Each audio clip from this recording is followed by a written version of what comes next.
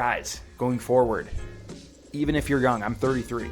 If you're younger than me, take this into account because this will come back to haunt you later in your life. These are the lessons I learned, so you don't have to. Take these into the new year so you're going to be able to crush it more than I did this year. Number one, your body is a car. And here's what I mean by this.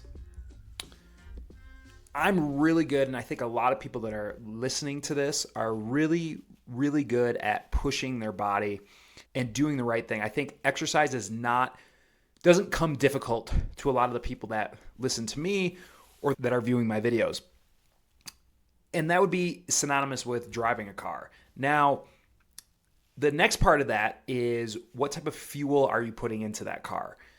Are you putting in just simple unleaded, or are you actually putting in premium fuel so you get the best gas mileage and the best performance out of your car?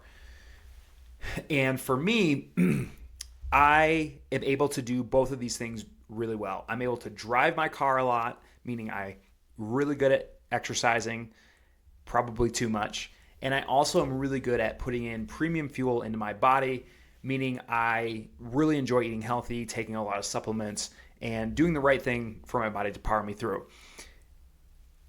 But what's the one thing we're missing with this? Yes, it's maintenance of your body, or of the car, essentially what we're talking about. I never do car maintenance for my body. What I mean by that is I've never really been that good at doing mobility. I've never really been that good at doing stretching. Any of that type of stuff I haven't really been good at doing. Lowering my stress levels, none of that. I don't really do any of that. I've kind of thought it was kind of wonky. I didn't really need to do it. What I would do one time a week was I would do a 30-minute session of yoga, but typically I would make this session extremely hard, meaning it wasn't like yin yoga. It wasn't really a lot of stretching. It was more of like a vinyasa yoga by Breathe and Flow Yoga on YouTube. It was super hard. Like I wouldn't make this relaxing or enjoyable, or I wouldn't make it really a rest day either. And therein lies the problem. Now, I remember if you guys have ever followed or listened to David Goggins, you know that in his book, Can't Hurt Me, he talked about there was a point where he was so sick, like he couldn't get out of bed. Doctors didn't know what was wrong with him, that he thought he was dying, essentially. And in the book, he talks about how the only thing he couldn't do anything else. Like he couldn't do his running, he couldn't do his lifting, he couldn't do nothing. And so the only thing he could resort to doing was stretching. But as he was stretching for copious amounts of hours a day, because, you know, it's David Goggins, he was putting in this type of effort into things.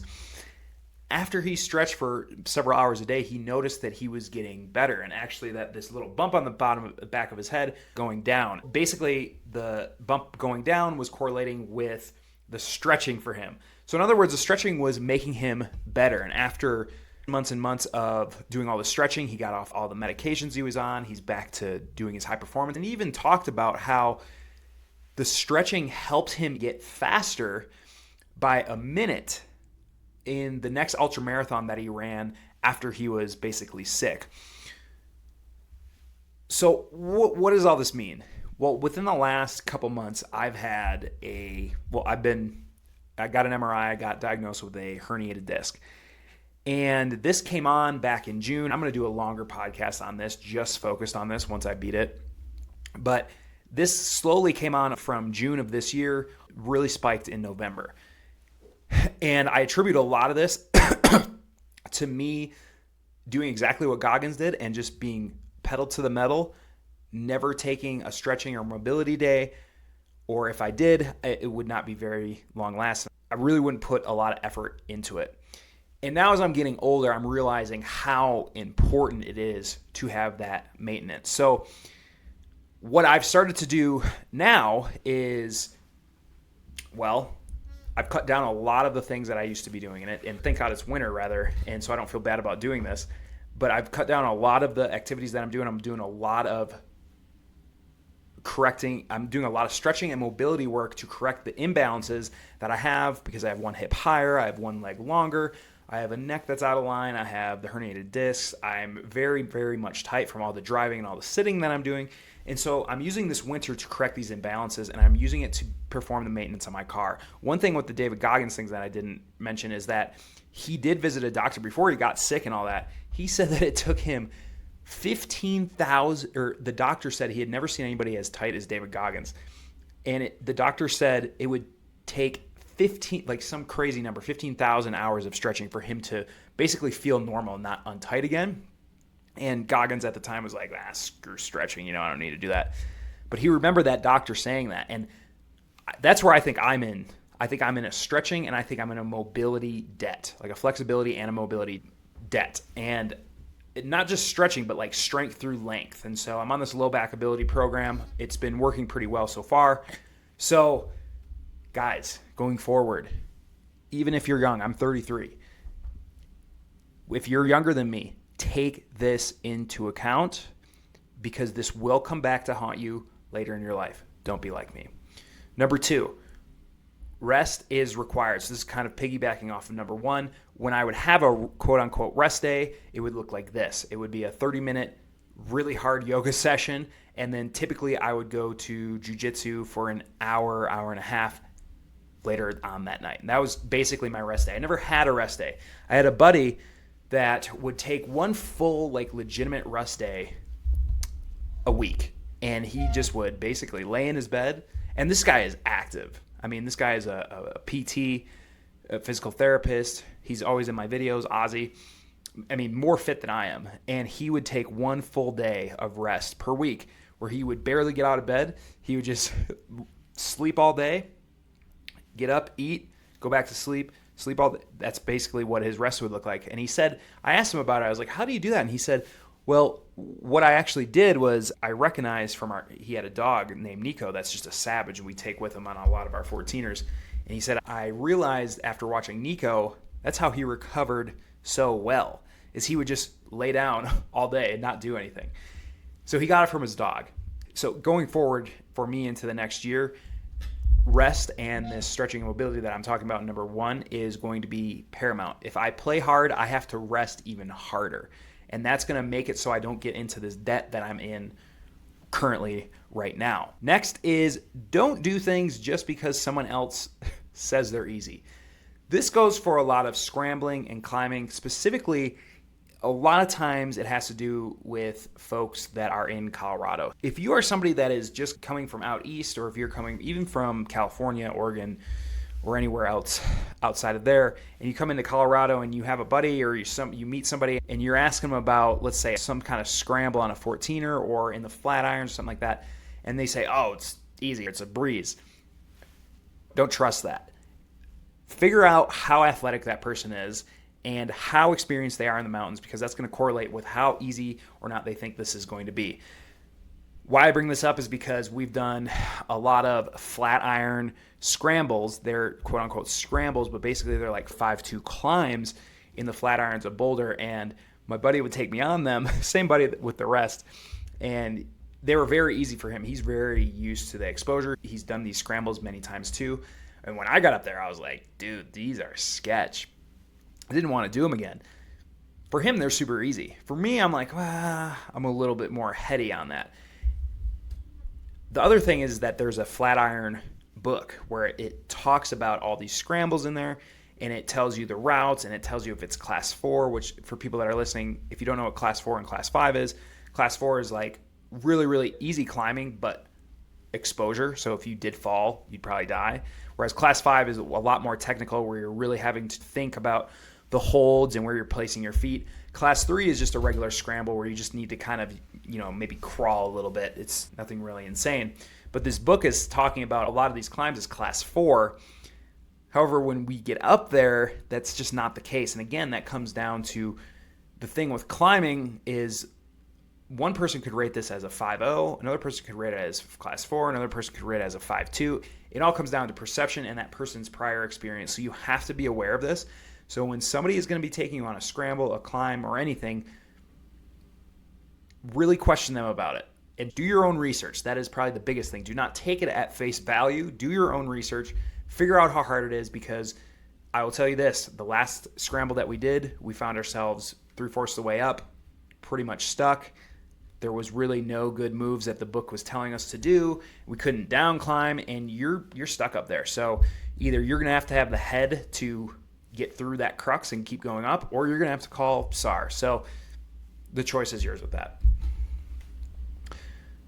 Next, you should probably learn how to ski.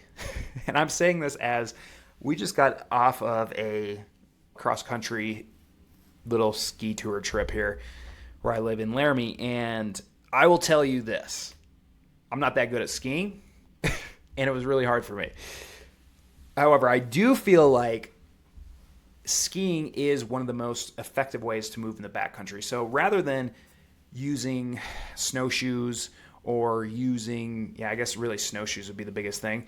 If you can get really good at skis and figure that whole thing out, like I think you're going to have your time in the backcountry is going to be extended because you can do it in the winter, but also it's going to be more fun. It's just more fun to go downhill. It's more fun to glide. So I would really encourage you, if you're thinking about picking up or learning how to cross-country ski, or even, I guess, just how to downhill ski or splitboard. I love to splitboard. Everybody knows that.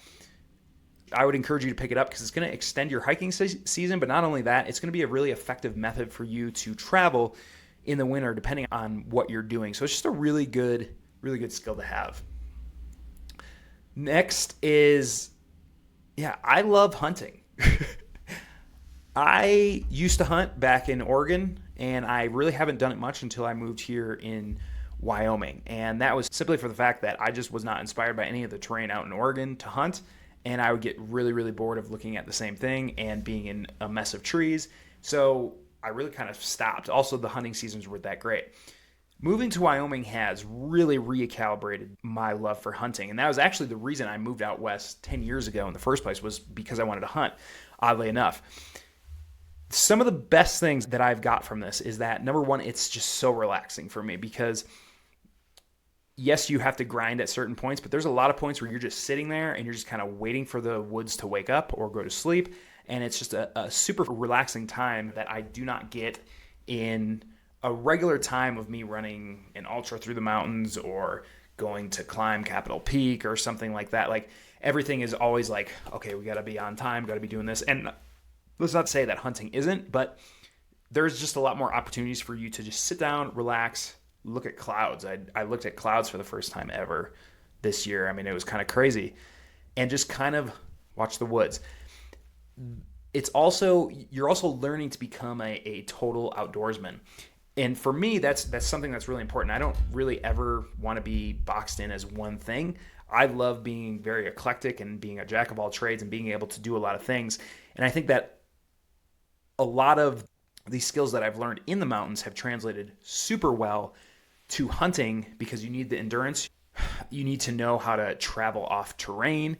You need to know how to layer your clothing, all of this type of stuff that you've learned in other things. You can take it into here and then you can expand on it even more. And again, it really, for me, learning different skills and different disciplines like climbing or through hiking or off trail hiking like high routes or hunting is really that it's just exposing me to different terrain that I wouldn't normally be going over if I was just a hiker, because I would just stick to the trail. With hunting or high routes, like you're off trail, you have to figure out your own way around. You have to figure out how to get back. So I love that aspect of it.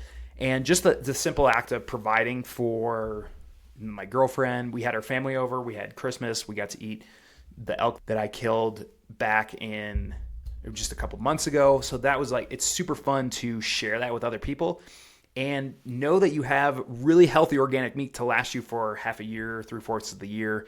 I mean, we haven't bought wet red meat since I couldn't even tell you the last time, maybe 5-6 months. I mean, I also harvested an antelope this year, and that was in September. So we haven't had red meat. We haven't bought red meat from the store since September, which was September, October, November, December. So 4 months ago. And I don't expect us to do that really up until end of spring. So that's that. Those are the lessons that I've learned this year. Guys, leave me a comment down below. I'd love to hear any of the lessons that you guys learned this year that you're going to be taking into next year. We all want to learn on this podcast or YouTube, so that'd be great. And if you're on Spotify, leave a 5-star review. That'd be great. And if you're on YouTube, subscribe and like. We'll see you for the next one.